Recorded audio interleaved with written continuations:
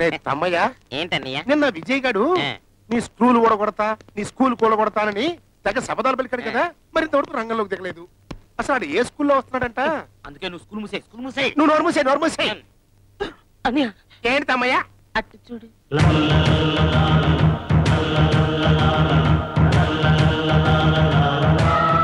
ఇదేంట్రా పంచ కట్టుకుని ముత్తైదువులతో పసుపు కుంకాలు తీసుకొస్తున్నాడు?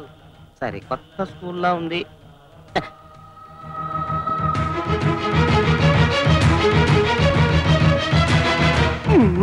ఏంట్రా మన వాచ్మెన్ గారు ఆడికి సెల్యూట్ కొడుతున్నాడు? మన స్కూల్ సిలబస్ మారిందో ఏమో.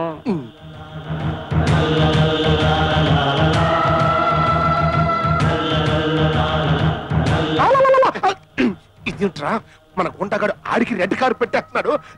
అందుకే నువ్వు స్కూల్ మూసేయ్. నువ్వు నోరు మూసేయ్. ఎందుకు వచ్చావు? బియ్యానికి. కయ్యానికి కాలు దువ్వే ధైర్యం లేదా?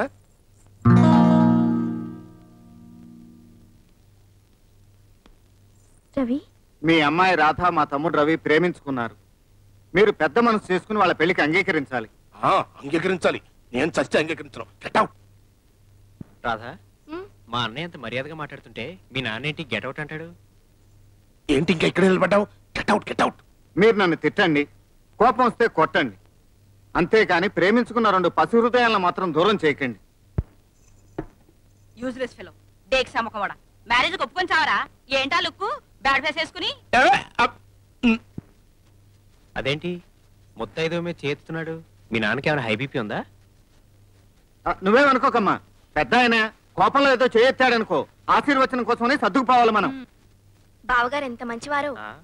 వీరాస్వామి గారు, మీ అమ్మాయి సంప్రదాయబద్ధంగా అచ్చం 16 అణాల తెలుగింటి ఆడపడుచులా ఉంది. అలాంటి అమ్మాయి మా ఇంటికి కోళ్లగా రావాలని మా ఆశ. అందుకే మీరు నన్ను తిట్టినా, పసుపు కుంకాలు తీసుకొచ్చిన ముత్తైదువును కొట్టబోయినా నాకేం కోపం రావట్లేదు. మీరు ఎప్పుడు రమ్మంటే అప్పుడు వచ్చి లగ్గాలు పెట్టుకుంటాం. ఆ పసుపు కుంకాలు అక్కడ పెట్టి పదండి అమ్మా. వస్తామండి.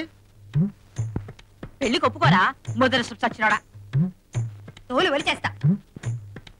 పిడత ముఖం మీదవా, నీ కళ్ళల కారం కొట్టా.